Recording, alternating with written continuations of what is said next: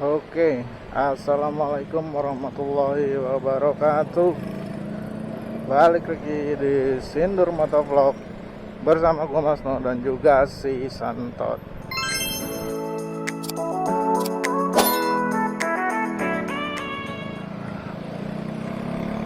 Pagi ini jalanan cukup padat ya. Cuman gue tadi sempat terpikirkan untuk nge-create konten seputar publikasi media sosial bagi pejabat publik.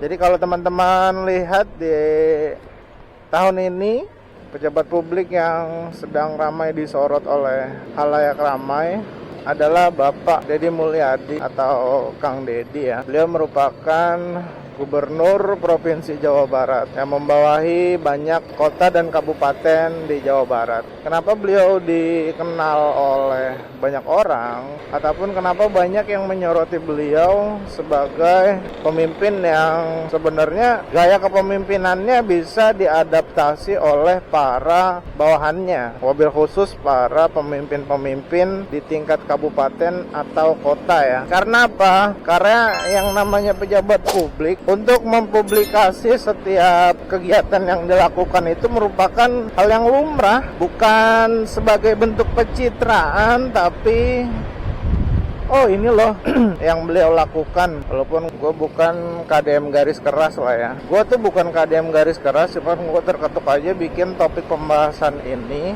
karena bagi gue kegiatan pemerintahan tanpa adanya publikasi nggak akan ada impact apa-apa gitu ya. Artinya kalau misalnya nggak ada yang dipublikasikan tentang kegiatan yang sudah dilakukan, ya publik hanya memahami sebatas apa yang diinformasikan oleh media. Dan media di tahun ini, di tahun 2025, kadang juga perlu kita pertanyakan kredibilitasnya ya. Kalau gue pernah sempat ngelihat banyak awak media diajak ngopi oleh salah seorang pemimpin, dan indikasinya itu banyak stigma-stigma negatif yang timbul. Apakah pemberitaan yang dilakukan oleh media tersebut itu adalah berdasarkan request? Karena ya mereka itu saling berteman. Untuk independensinya itu banyak yang mempertanyakan gitu. Allah.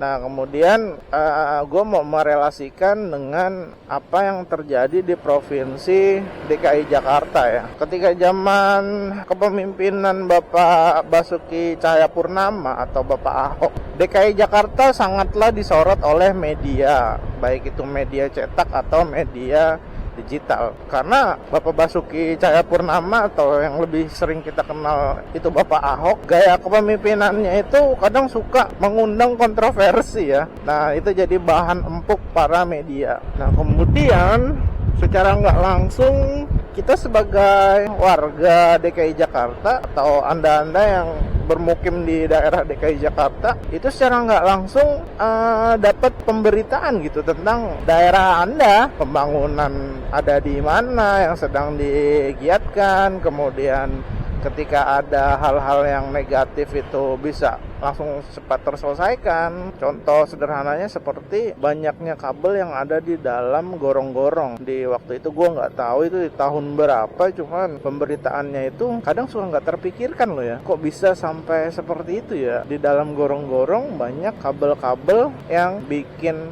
sumbatan. Jadi kan muncul stigma apakah itu sengaja disumbat atau memang selama ini banyak pihak-pihak yang tidak bertanggung jawab, yang sebenarnya secara langsung itu harus bertanggung jawab terhadap banjir yang ada di Provinsi DKI Jakarta. Nah kemudian gue juga nggak paham juga kenapa banyak pemberitaan terkait Pemprov DKI Jakarta kala itu, apakah banyaknya partai oposisi yang menyebabkan sebagian besar dari mereka itu mencari kelemahan dari gubernur yang sedang memimpin, atau memang ada pasukan patah hati lah ya yang sempat disikat oleh Bapak Ahok. Gue bukanlah Ahok garis keras, namun gue selalu mensupport para pemimpin-pemimpin yang walaupun kita belum tahu gitu ya apakah ada maksud terselubung atau enggak, tapi selama itu impactnya selalu positif, gue selalu support gitu. Dan gue rasa merupakan gaya-gaya kepemimpinan yang yang bagi sebagian besar orang yang suka ngembat duit rakyat itu merasa terancam gitu.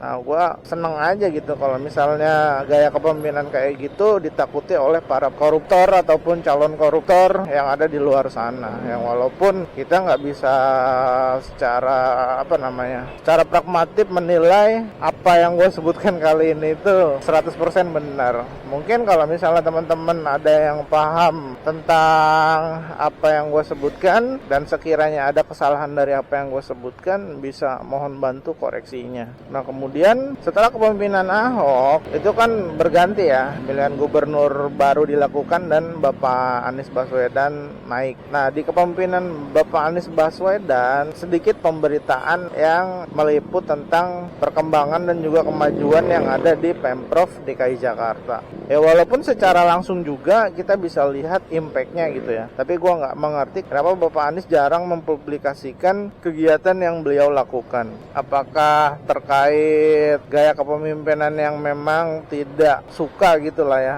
mempublikasikan apa yang dia kerjakan atau apapun itulah ya. Ya terlepas dari semua hal itu, kita sebagai warga gitu ya, atau Anda sebagai warga pasti akan menantikan setiap gebrakan yang dilakukan oleh pemimpin-pemimpin Bapak Ibu sekalian gitu. Karena kalau misalnya kita nggak lihat lewat media publikasi seperti TV ataupun radio, kita udah nggak bisa ngikutin perkembangan yang ada di daerah tersebut. Nah, untuk media digital sekarang trennya sepertinya sudah bergeser gitu. Lebih banyak orang-orang yang screen time itu di luar jam kerja menggunakan aplikasi platform digital seperti YouTube, TikTok ataupun Instagram. Ya walaupun ada juga yang masih menggunakan Facebook, cuman kadang kalau gue pribadi, warga Facebook itu banyak mengkonsumsi konten-konten yang dibuat itu nggak jelas gitu ya, dan nggak bisa ngebedain mana konten-konten yang dibuat oleh dia dan mana konten-konten yang diambil oleh orang nggak bertanggung jawab dan dibuat untuk menggiring opini menjadi opini-opini negatif. Karena targetnya di Facebook itu yang penting view-nya meledak, dapat Facebook AdSense di fitur FB Pro ya. Dan si Facebook itu nggak melakukan validitas dari konten-konten yang disebar oleh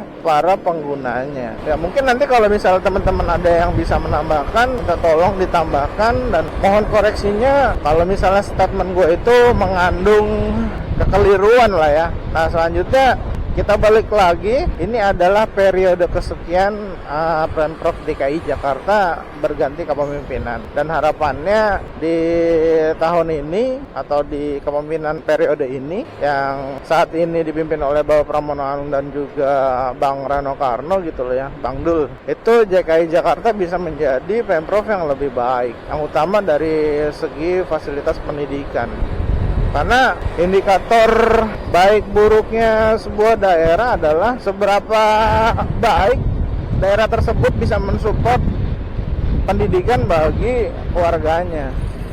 Jalur ini adalah jalur daerah Gatot Subroto dari arah Kuningan lah ya menuju MT Haryono. Dan kenapa gue pilih jalur ini ketimbang jalur Pasar Minggu, karena gue nggak mau kena macet bareng orang-orang yang sebenarnya tujuan kantornya itu ada di daerah Kuningan. Gue lawan arus lah ya. Nah kita balik lagi ke pembahasan gaya kepemimpinan yang senyap, kemudian jika kita bandingkan dengan gaya kepemimpinan yang sering mempublikasikan, itu sama-sama baik kalau misalnya memang hasil kinerjanya itu terlihat. Tapi alangkah lebih baiknya kalau misalnya dari gaya kepemimpinan Bapak Deddy Mulyadi itu diadaptasi oleh para bawahannya. Karena kalau di daerah DKI Jakarta itu kalau misalnya kita salah sedikit, pejabat publik langsung di roasting oleh warga dan dibikin FYP gitu. Tapi kalau misalnya di daerah Jawa Barat, sebagian besar warganya, ya mungkin nggak semua lah ya, ya minimal kita ambil 20% lah ya. 20% warganya itu kebanyakan para orang tua yang sepengetahuan gua itu nggak melek digital, artinya hanya menggunakan digital itu untuk berkomunikasi aja, atau bahkan mereka juga ada yang menggunakan media sosial tapi tanpa melakukan filtering dan nggak diedukasi oleh orang yang lebih paham, jadi nyeleneh aja gitu. Nah hal tersebut yang menyebabkan